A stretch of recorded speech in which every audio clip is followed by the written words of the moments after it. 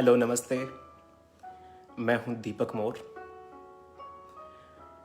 दोस्तों, अभी तो इस वक्त मैं इंतज़ार में हूं कि आप लोगों के जुड़ने का।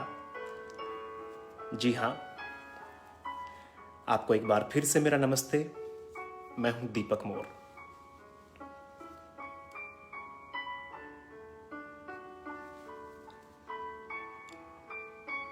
जैसा कि आपको पता है कि वक्त दिया गया था 6 बजे, कि 6 बजे मैं आकर के department of higher education Haryana के चैनल से आपके समक्ष रूबरू होऊंगा अपनी एक खूबसूरत सी कहानी लेकर के।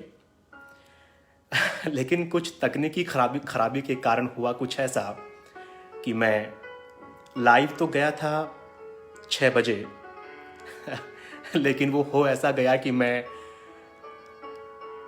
इस चैनल पर ना आकर के गलती से अपने अकाउंट पर मेरा वो वीडियो पोस्ट हो गया। मेरे अपने प्राइवेट अकाउंट पर वो वीडियो चला गया। तो कोई बात नहीं, मैं ये कहानी जिसका आपको इंतज़ार था, रविंद्रनाथ टैगोर साहब की खूबसूरत सी कहानी है काबुली वाला, आपके सामने परफॉर्म करूंगा, प्रस्तुत करूंगा, पढ़ूंगा। एक बार फिर से आपसे माफ़ी चाहूँगा कि 6 बजे का ये कार्यक्रम इस वक्त 7 बजकर करीबन 44 मिनट पर मैं कर रहा हूँ। और वो हुआ इसीलिए कि तकनीकी खराबी आई, गलती हुई, जो मुझे department of higher education Haryana के चैनल से लाइव जाना था वो मैं अपने प्राइवेट अकाउंट से अनजाने में चला गया। उसके लिए मैं माफ़ी चाहता हूँ, लेकिन एक बार फिर से आपके समक्ष हूँ और कोशिश करूँगा अपनी इस कहानी से, खूबसूरत कहानी से आपका मनोरंजन करवा पाऊँ। कहानी शुरू करने से पहले मैं शुक्रिया अदा करता हूँ department of higher education Haryana, उच्चतर शिक्षा विभाग हरियाणा का, जिन्होंने मुझे अपने सोशल मीडिया चैनल पर आने का मौका दिया और मौका दिया मुझे ये कहानी, ये स्टोरी टेलिंग का एक कार्यक्रम प्रस्तुत करने का। मैं दीपक मोर शुक्रिया अदा करता हूँ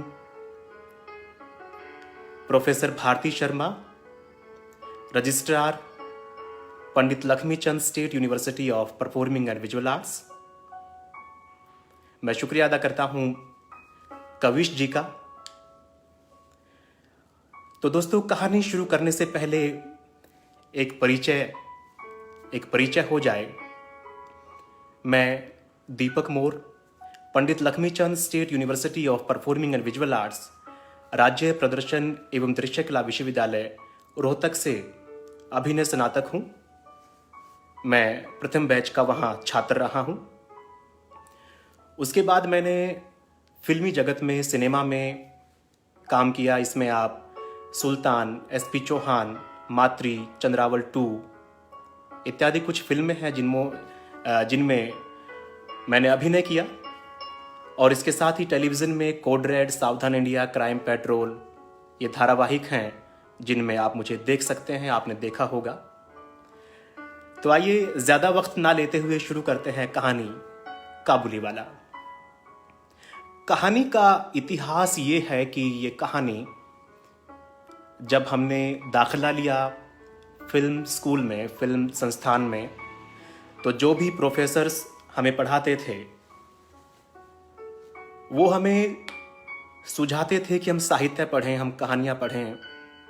और हमने पढ़ना शुरू किया, मज़ा आने लगा, अच्छी लगने लगी कहानियाँ। उसी कड़ी में कहानी सामने आती है, बड़ी प्यारी सी, खूबसूरत सी काबुली वाला। किस तरीके से एक छोटी सी बच्ची का रिश्ता एक काबुली वाले के साथ पनपता है, और कैसे काबुली वाला अपनी बच्ची को याद करके इस छोटी सी बच्ची के साथ अपना एक प्यारा सा रिश्ता बनाता है। कहानी जब पढ़ रहा था तो मैं अपनी स्कूल की यादों में चला गया, क्योंकि स्कूल में यह कहानी पढ़ने को मिली थी, मुझे अच्छे से याद है। तो आइए कहानी शुरू करते हैं काबुली वाला, रविंद्रनाथ टैगोर साहब की ये खूबसूरत कहानी।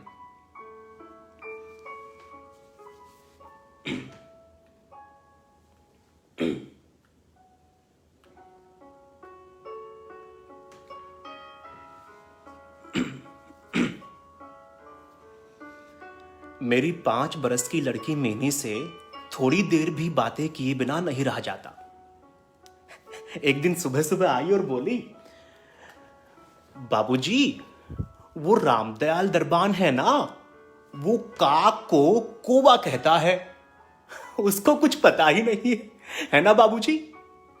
और मेरे कुछ कहने से पहले ही उसने दूसरी बात शुरू कर दी। देखो बाबूजी, भोला यूं कहता है कि आकाश में हाथी सूंड से पानी फेंकता है, उससे बारिश होती है। भोला को भी कुछ नहीं पता। और इतना कह करके वो खेल में लग गई। मेरा घर सड़क के किनारे पर है। एक दिन मिनी अपने कमरे में खेल रही थी। अचानक वो खेल छोड़ करके खिड़की के पास भागी गई और बड़े जोर जोर से चिल्लाने लगी, काबुली वाले, ओ काबुली वाले। मैंने देखा कि कांधे पर मेवों की झोली लटकाए, हाथ में अंगूर की पिटारी लिए एक लंबे से कद का काबुली धीरे धीरे मेरे मकान की तरफ आ रहा था। वो जैसे ही मकान की तरफ आया, मिनी जान बचा करके भीतर भाग गई। उसको डर था कि कहीं काबुली वाले की झोली में तलाश करने पर उसके जैसे 5-7 बच्चे और ना मिल जाएं और वो कहीं उसको भी झोले में डाल के ना ले जाए।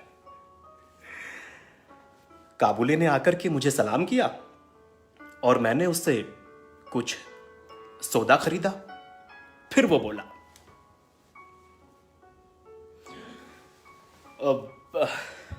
बाबू साहब, वो आपकी बच्ची नहीं दिखाई दे रही, कहां गई? अब मिनी के मन से डर दूर करने के लिए मैंने मिनी को बुला लिया। मिनी बेटा, ओ मिनी, बाहर तो आ। मिनी के आने के बाद काबुली ने कुछ बादाम किशमिश मिनी को देने चाहे, पर मिनी ने वो नहीं लिए और मिनी डर के मारे मेरे घुटनों से चिपट करके बैठ गई। तो मिनी से काबुली का पहला परिचय इस प्रकार हुआ। अब तो काबुली रोज मेरे घर पर आने लगा और एक दिन मैं किसी काम से अपने घर से बाहर गया हुआ था। मैंने आकर देखा तो मिनी और काबुली बैठ करके आपस में खूब सारी बातें किए जा रहे हैं। मिनी की झोली निरे बादाम किशमिश से भरी थी और मिनी की बातें सुन करके काबुली वाला मुस्कुराए जा रहा था। ये सब देख करके मैंने अपनी जेब से अठन्नी निकाली और काबुली वाले को देते हुए कहा, काबुली वाले, ये इतना सब कुछ क्यों दे दिया इसे? ये लो 50 पैसे और आज के बाद ये सब इसको मत देना, ठीक है? और इतना कह करके मैं बाहर चला गया। बाहर से आया तो देखा कि मिनी की मां मिनी को काबुली से अठन्नी वापस लेने के कारण खूब डांट फटकार रही थी। मिनी की मां कह रही थी, हाँ बढ़िया ही हो काबुली वाले, काबुली वाले, जब देखो काबुली वाले, काबुली वाले, दूंगी कान के नीचे, चल अंदर पढ़ाई क्या कर अपनी। खाएगी ये बादाम किशमिश, चल अंदर मारूंगी कान के नीचे। मैंने देखा कि मीनी की मां खूब डांट फटकार रही थी। लेकिन अब तो काबुली रोज आने लगा और काबुली को देख करके मेरी बेटी मीनी काबुली से हंस के कहती, काबुली वाले, ओ काबुली वाले, तुम्हारी झोली में क्या है?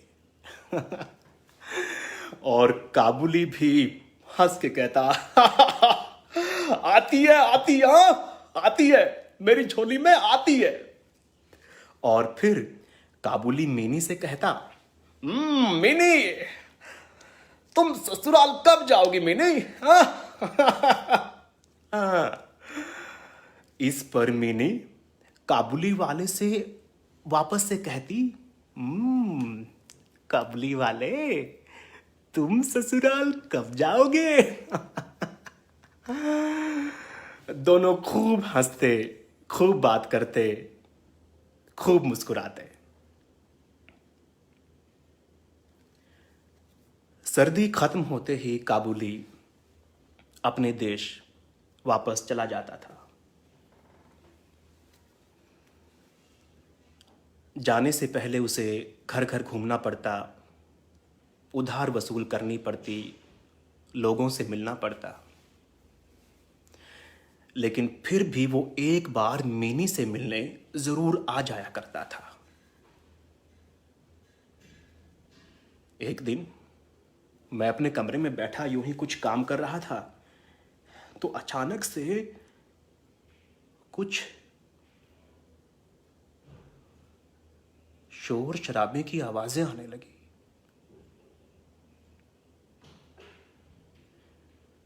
मैंने बाहर निकलकर देखा तो अपने उस रहमत को 2 पुलिस वाले बांधे लिए जा रहे थे। रहमत के कुर्ते पर खून के दाग थे और पुलिस वाले के हाथ में खून से सना हुआ छुरा। कुछ रहमत से, कुछ पुलिस वाले से, कुछ आसपास के लोगों से सुनने से पता चला कि हमारे बगल में रहने वाले एक व्यक्ति ने रहमत से चादर उधार में खरीदी थी। उसके कुछ पैसे उस पर बकाया थे, वो उसने देने से मना कर दिए थे। इसी बात पर दोनों में बात बढ़ गई और रहमत ने छुरा घोंप दिया।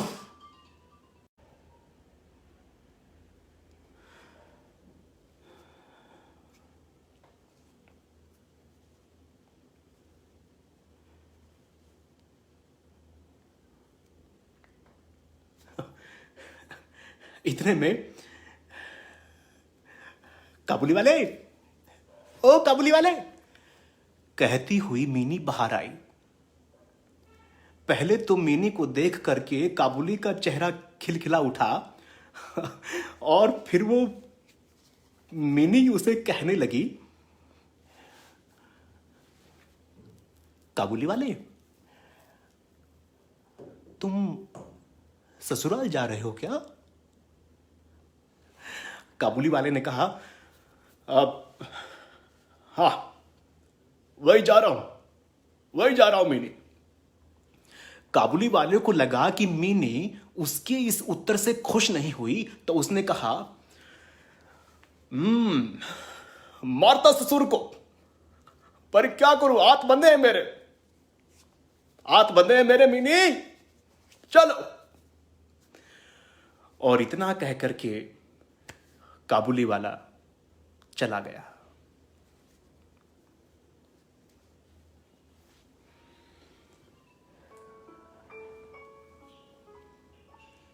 काबुली को कई साल की सजा हो गई। धीरे धीरे काबुली का ख्याल मेरे मन से उतर गया और मीनी भी उसे भूल गई थी।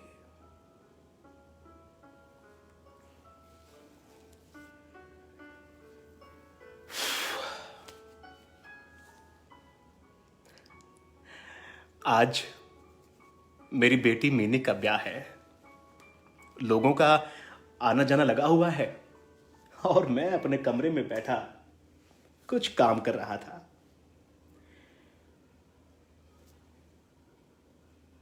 अचानक देखा कि सलाम करके दरवाजे पर रहमत खड़ा हो गया।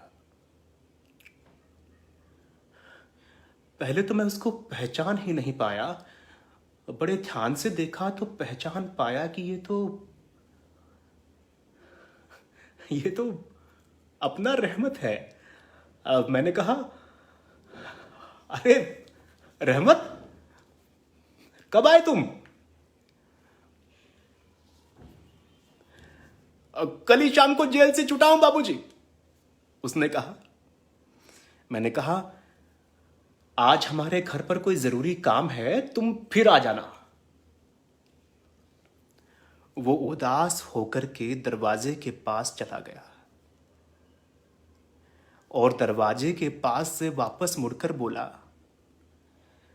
अब वो जरा बच्ची को नहीं देख सकता क्या बाबूजी? बच्ची को देखने की बड़ी तमन्ना है।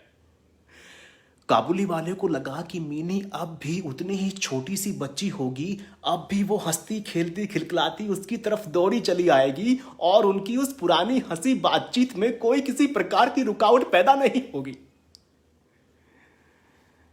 मैंने कहा, आज उससे मिल पाना मुश्किल होगा रहमत, तुम फिर आ जाना, मैं मिलवा दूंगा, फिर आ जाना।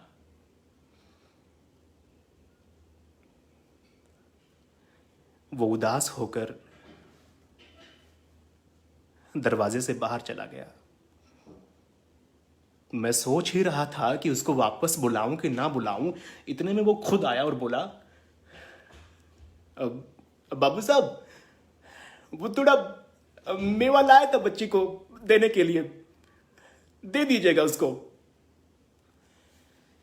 मैंने उसे कुछ पैसे देने चाहे पर उसने वो नहीं लिए और कहने लगा, पैसे रहने दीजिए बाबू साहब, पैसे रहने दीजिए। आपकी बच्ची की जैसी मेरी भी एक बच्ची है, मैं उसकी याद कर करके यहां पे आ जाया करता हूं। मैं सौदा बेचने बिल्कुल नहीं आता, मैं सौदा बेचने नहीं आता बाबू साहब, सौदा बेचने नहीं आता। इतना कह करके उसने अपने मैले कुचैले कुर्ते की जेब से एक कागज का टुकड़ा निकाल कर मेज पर रख दिया। उस कागज के टुकड़े की चारों तह खोलकर देखा तो उस कागज के टुकड़े पर एक नन्हे से हाथ की छाप कालिक लगाकर ले ली गई थी। ये सब देख करके मेरी आंखें भर आई। मैंने उसी टाइम मिनी को बाहर बुलाया। मिनी बेटा, मिनी बेटा, आना एक बार।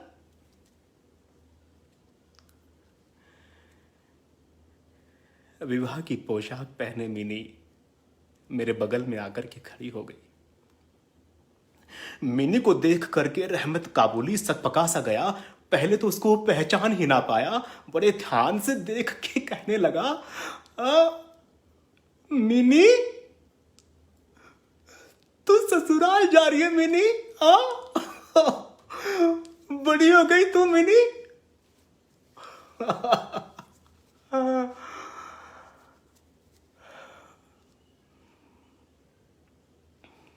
मिनी अब ससुराल का मतलब समझने लगी थी। मारे शर्म के उसका मुंह लाल हो उठा। मिनी के जाने के बाद रहमत काबुली एक गहरी सी सांस भर के जमीन पर बैठ गया। उसको ये बात स्पष्ट हो गई थी कि इन 8 सालों में उसकी बेटी भी इतनी बड़ी हो गई होगी। इन 8 सालों में उसका क्या हुआ होगा, किसको पता।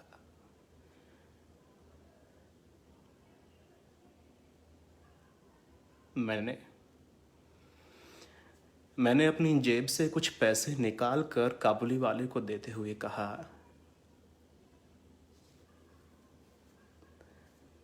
रहमत, ये लो पैसे, पकड़ो और अपनी बेटी के पास अपने देश चले जाओ। जाओ रहमत, जाओ।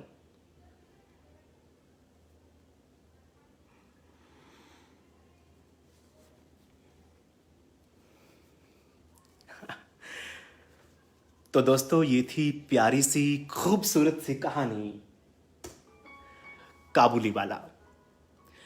रविंद्रनाथ टैगोर साहब की बड़ी खूबसूरत क्लासिक कहानी काबुली वाला। उम्मीद है आपको अच्छी लगी होगी, पसंद आई होगी। जी हाँ, और मैं एक बार आपकी कुछ प्रतिक्रियाएं ज़रूर पढ़ना चाहूँगा। मैं एक बार देख लेता हूँ, आपके संदेश पढ़ लेता हूँ जो आपने मुझे लिखे हैं। मैं शुक्रिया अदा कर रहा हूँ तमाम दर्शकों का, तमाम श्रोताओं का जो इस वक्त जुड़े, जिन्होंने मुझे सुना, मुझे देखा। मुझे आपकी नमस्ते मिली हैं। नमस्ते, आपको हृदय से आभार सर जी, शुक्रिया।